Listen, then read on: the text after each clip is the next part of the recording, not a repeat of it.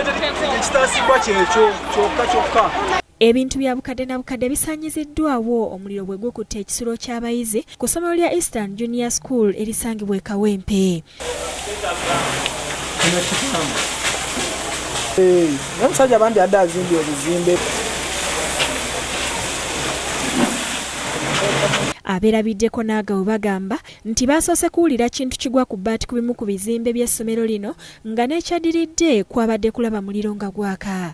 Ekintu ne kiva eri nekikubibwa nekikuba bwe kiti wekikubye ne twekangamu ffenna abantu batya basatu ko ye nengamba bannange nti ekyo ki gwe mupiira gw'abaana oguva mu Islamic wabula gugudde ku bbaati kange nekola ki ngobaleetere dakika mbaze dakika 10 nga batera okuzikima mbaze dakika 10 nga tebali kukola kikujja nengamba kange nekola ki ngubayo kubanga nze omupiira tekintwalira budde gusamba mbanzi liko okudde no bwento okuweereza abaana omupiira gwabwe ndaba gundi bizimbe nga lwaki bikutte omuliro badde etudde wali ngenza okulaba nga nenjwanyanga omukko gwokola ki oguliwo nengaaba nayo kyakasasimu okujja n'okusema ngenza okulaba nga ndaba omuliro mungi nnyo kwegenda kwerosi n'endipotinga. Poliisi y'abazimyamoto etuuse mangu n'etaakiriza ebimu ku bintu by'abayizi. Essomero lino lye limu kugaggalwa wiiki ewedde ab'ekitongole ky'ebyenjigiriza olw'obutaba na bisaanizo bya kukuuma abayizi mu bisulo. Wabula abamu ku basomesa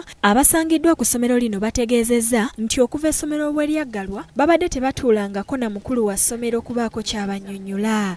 Kyava ku ky'okuliggala Master. Mukama wange awo sijja kunyumiza kubanga nange simanyi kubanga biri eri mu ofiisi n'abaggala bennyini tebanatugamba ki nsonga nganzi agamba headmaster tanatutuuza kutubuulira baani abaliggala.